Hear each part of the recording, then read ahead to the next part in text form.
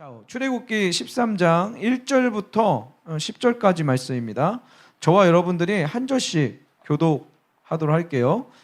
자, 1절. 주님께서 모세에게 말씀하셨다.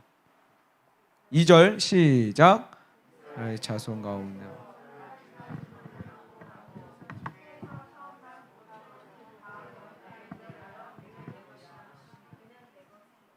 네, 쭉 읽으세요. 예. 아멘. 3절. 모세가 백성에게 선포하였다. 당신들은 이집트에서 곧 당신들이 종살이하던 집에서 나온 이날을 기억하십시오. 주님께서 강한 손으로 너희에게 거기에서 당신들을 이끌어내신 날이니 누룩을 넣은 빵을 먹어서는 안 됩니다. 첫째 딸인 아비벌에 오늘 당신들이 이집트를 떠났습니다.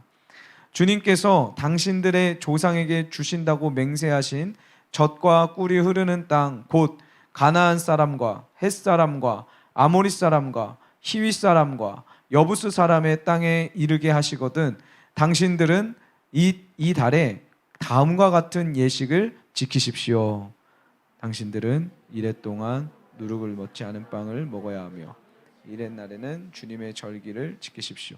이래 동안 당신들은 누룩을 넣지 않은 빵을 먹어야 하며 당신들 영토 안에서 누룩을 넣은 빵이나 누룩이 보여서는 안 됩니다.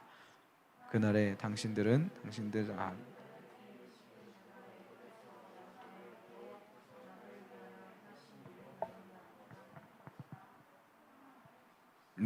이 예식으로 당신들의 손에 감은 표나 이마 위에 붙인 표와 같이 당신들이 주님의 법을 늘 되새길 수 있게 하십시오.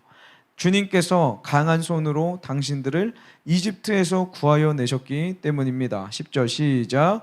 그러므로 당신들은 이 규례를 해마다 정해진 때에 지켜야 합니다. 아멘. 할렐루야. 아멘. 출애굽기 12장, 13장 굉장히 중요한 장이죠. 그리고 우리 청년 공동체에서 본질적 출애굽을 하면서 다루었던 장면들입니다. 저는 오늘 말씀을 또 묵상하면서 이런 생각을 하게 됐어요. 1절, 2절 한번 볼게요. 1절, 2절을 보니까 주님이 뭐라고 하시냐면 처음 난 것은 곧 거룩하게 구별하여 나에게 바쳐라. 사람이든 짐승이든 처음 난 것은 모두 나의 것이다 라고 말씀하시는 거예요. 그래서 저는 어떤 생각이 들었냐면 나는 진짜 하나님께 무엇인가를 거룩하게 구별해서 드려봤던 적이 있을까라는 생각을 하게 됐어요. 거룩히 구별하여 첫 것을 드린다는 의미가 도대체 뭐길래 하나님은 이 처음 난 것을 거룩하게 그렇게 주님께 드리라고 그렇게 말씀을 하고 계실까, 이런 이제 생각을 하게 된 거죠.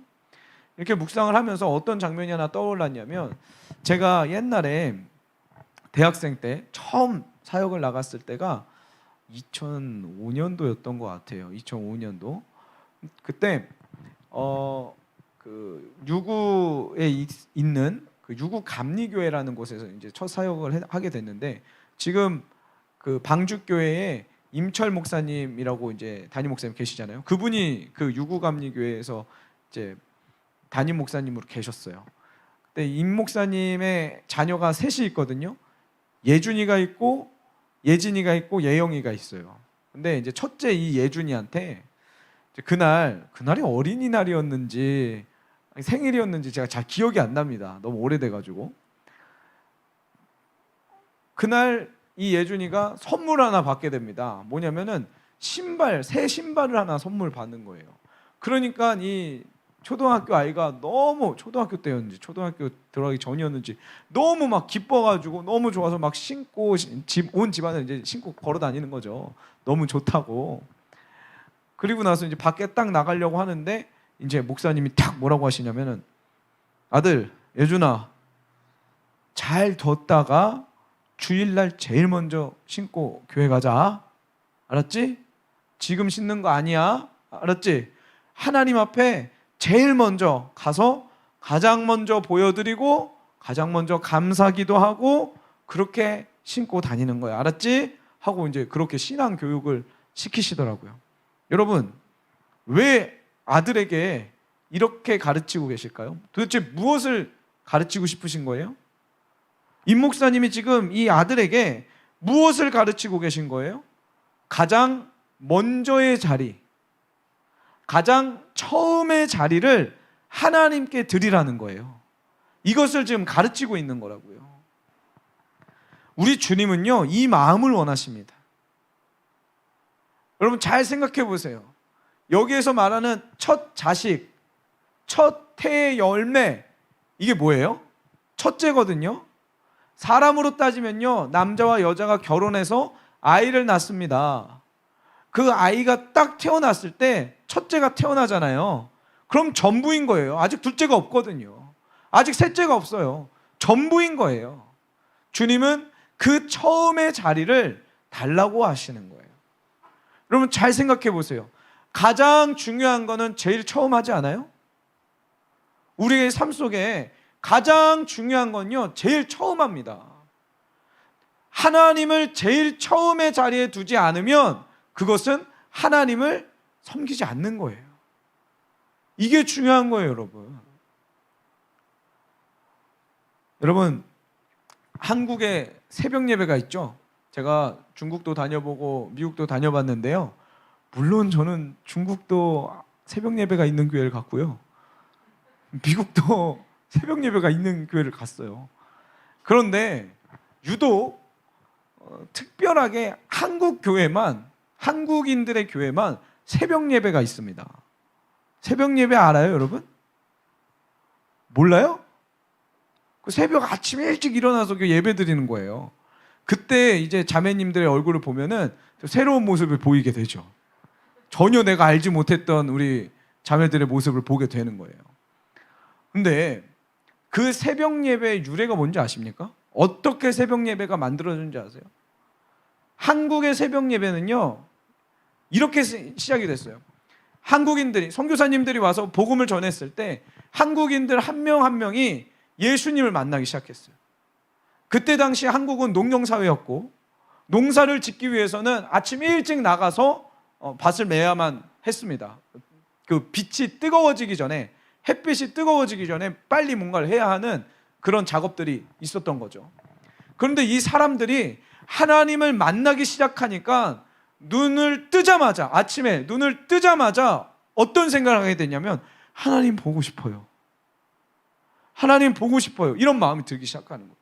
그래서 급기야 사람들이 몰려가서 교회 문을 엽니다. 그런데 문제는 뭐냐면 교회가 문이 잠겨 있는 거예요. 교회가 문이 잠겨 있으니까 선교사님 댁으로 가가지고 문을 두들깁니다. 선교사님, 문 열쇠 좀 주십시오. 아니 무슨 일이세요? 이 아침에 하나님이 너무 보고 싶어서요. 하나님 보고 싶어서 나 가야 되겠어요. 교회 가서 기도 좀 하겠습니다. 해가지고 시작된 게 새벽 기도예요. 그게 새벽 예배라고요. 여러분, 한국의 새벽 예배의 시작은 아침에 눈 뜨고 일어나 하나님이 가장 먼저 보고 싶었던 그 자리였어요. 근데 요즘은 어때요?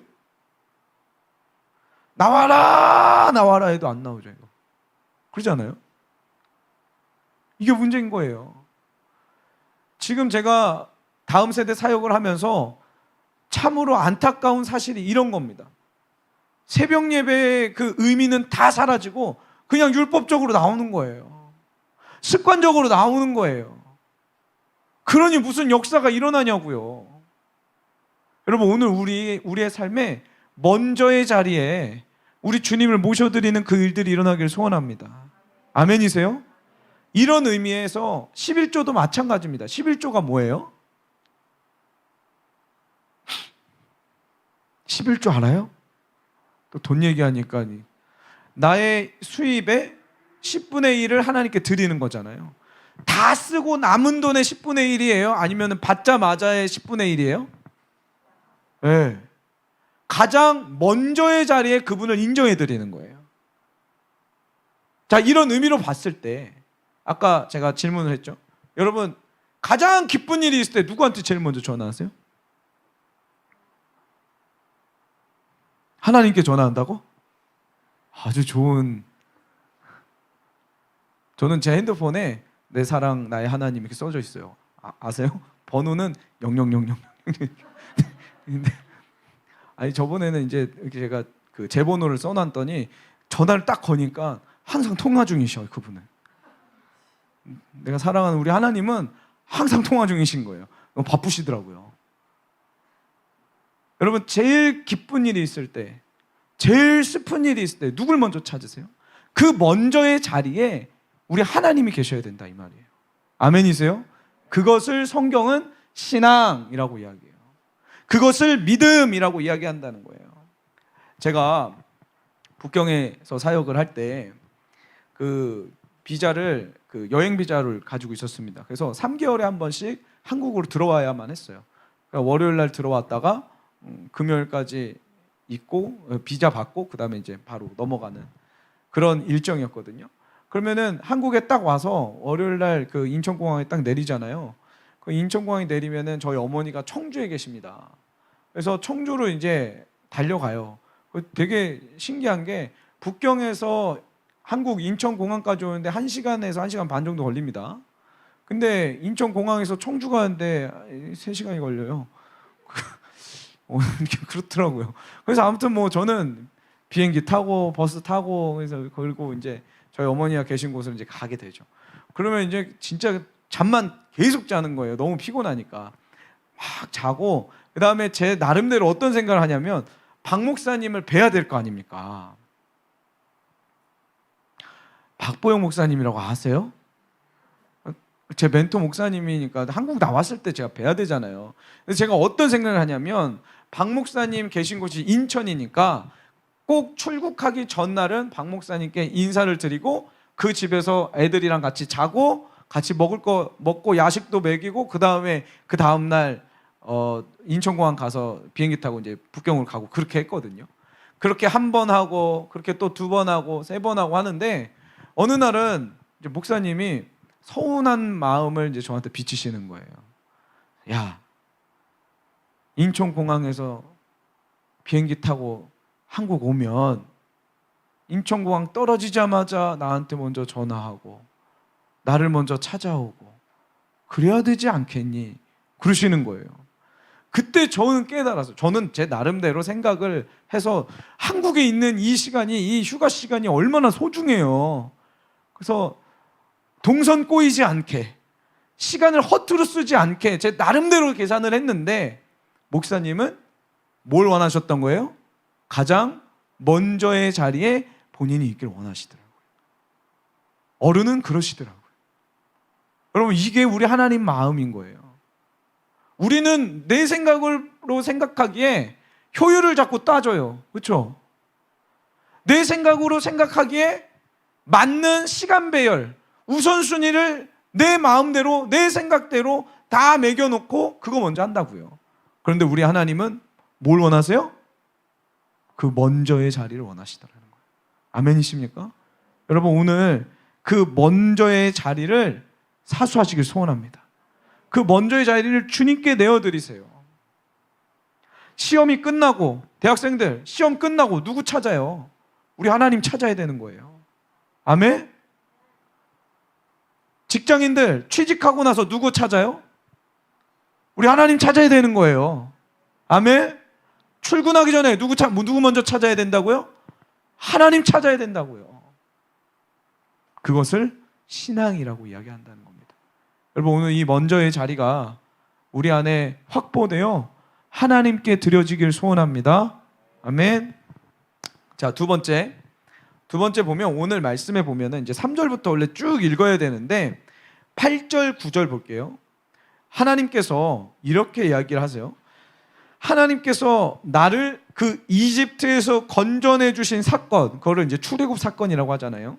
이 출애굽 사건을 8절에 보면은 뭐라 그러냐면 그날에 당신들 아들 딸들에게 이 예식은 내가 이집트에서 나올 때에 주님께서 나에게 해주신 일을 기억하고자 지키는 것이다 하고 설명하여 주십시오 라고 이야기합니다. 이게 무슨 말이냐면 내 인생 가운데 하나님께서 출애굽해 주신 그 출애굽 사건을 내 자녀들에게 설명하라는 거예요. 전수하라는 거예요. 이야기하라는 거예요. 왜 이렇게 하라고요? 그걸 기억해 달라는 거죠. 하나님이 우리의 삶 가운데 어떠한 일을 이루셨는지를 기억해 달라는 거예요. 자, 9절 보세요. 9절. 개역개정으로 볼게요. 개역개정에 이렇게 나와요. 이것으로 내 손의 기호와 내 미간의 표, 여기에요, 여기. 미간의 표를 삼고 여호와의 율법이 내 입에 있게 하라. 이는 여호와께서 강하신 손으로 너를 애굽에서 인도하여 내셨음이니. 손에 띠를 띄워가지고 하나님의 말씀을 기억하고요, 이 미간의 표를 삼아서, 실제로 유대인들 중에 이렇게 빵모자 쓰고 다니는 유대인들이 있습니다. 보셨어요? 그 빵모자를 왜 쓰냐면은 빵모자를 열어보면 이 미간, 이 앞에 하나님의 말씀이 적혀 있어요. 그거 잊어버리지 말라. 주님이 이렇게 말씀하셨으니까 나 기억해야지 하고 거기에다 그 빵모자 쓰고 다니는 거예요, 이 사람들은. 주님이 왜 이렇게 하라고요? 그거 기억해 달라는 거예요. 너 맨날 죄의 구렁텅이에 빠져서 죄에서 허우적대면서 살았던 너의 인생을 내가 이렇게 건져줬잖아. 너 그거 기억하면서 살아야 돼. 주님이 이거 이야기하고 계시더라고요. 여러분, 지금 우리가 본질적 출애굽으로 광야 시즌들을 함께 지내고 있는데 잘 한번 생각해 보세요. 지금 거의 다 끝날 때쯤이잖아요, 우리가. 몰라요? 본질적 출애굽이 거의 끝나가고 있어요. 이 출애굽 사건을 보면 주님이 이렇게 지금 출애굽 처음 시작하면서 뭐라고 이야기하시냐면 내가 너희를 어떻게 건져줬는지 기억해야 돼 라고 말씀하세요. 그렇죠? 그러면 마라의 쓴물 사건 속에서도 이스라엘 백성들 뭘 기억했어야 했어요? 아, 주님이 그 10가지 재앙을 다 내리시면서 나를 이집트에 종살이하는 이 종놈을 나를 건져주셨어. 길바닥에 쓰러져 죽을 수밖에 없는 나를 주님이 건져주셨어. 이걸 기억해야 하는 거예요. 아멘이세요? 만나가 하늘에서 툭툭툭 떨어질 때도 만나를 주워가면서 이스라엘 백성들 뭘 기억해야 했어요? 아, 나는 굶어 죽을 수밖에 없는, 이집트에서 빌어먹을 수밖에 없는 이 노예 신세를 주님이 이렇게 자유인으로 만들어주셨어. 이걸 기억했어야 한다고요. 불평이 일어나는 순간 속에서도, 광야에서 넘어지고 반역해서 막 지진이 일어나서 수많은 사람들이 죽어가는 그 모습을 보면서도 이스라엘 백성들 뭘 기억해야 했어요? 하나님께서 나 같은 놈 사랑해 주셔서 나를 이렇게 건져주셨구나. 이걸 기억했어야 했다고요.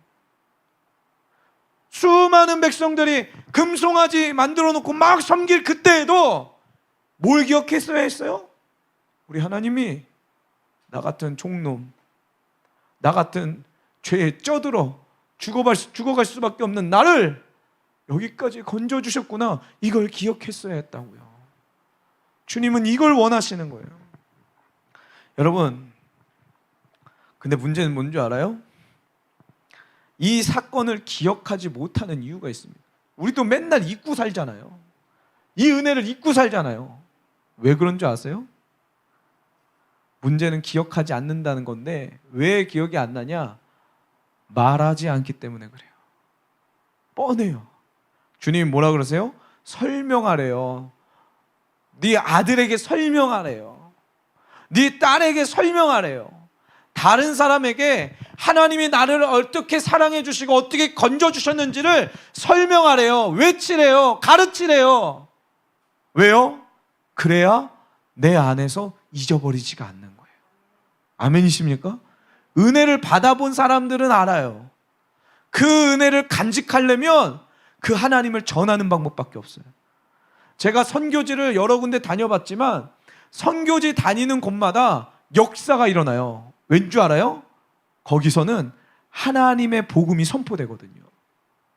여러분, 오늘 우리의 삶의 현장에 기적이 일어나지 않고 하나님의 역사가 일어나지 않는 이유는 딱 한 가지예요. 복음이 선포되지 않고 있는 거예요. 하나님이 내 인생 가운데 어떠한 분이신지가 선포되고 있지 않은 거예요. 그것을 선포해야, 그것을 입술로 선포하고 그것을 손발로 선포하고 그거를 나의 온 열정으로 선포해야 하나님의 역사가 일어나는데, 선포하지 않으니까 나도 잊어버리는 거예요. 잠깐만, 그때 뭔가 있긴 있었던 것 같은데, 이렇게 되는 거예요, 여러분. 그렇지 않아요? 여기 앉아있는 우리 청년들, 그리고 온라인으로 예배드리고 있는 청년들 잘 생각해 보세요. 여러분들이 은혜가 없어서, 받은 은혜가, 받은 추억이 없어서 그렇게 죄에 넘어집니까? 아니에요.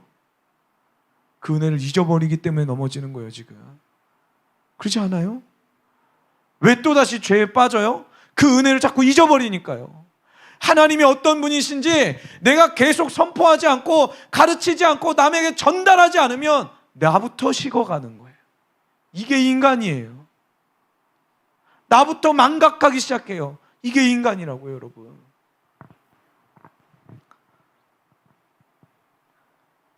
그래서 여러분, 내 삶에 출애굽 순간의 그 사건을 나누셔야 돼요.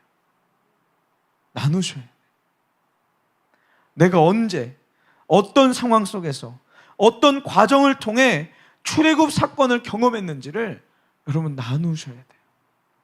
제가 해보니까 그래요. 저는 늘 하나님이 나 같은 죄인을 만나주시고 사랑해 주신 것에 대한 감격이 늘 있었어요. 근데 이거를 사람들 앞에서 이야기하고 만나는 사람마다 얘기하고 만나는 청년들마다 막 얘기해 주잖아요. 그럼 제가 울어요. 그쵸? 보셨어요? 저 우는 거?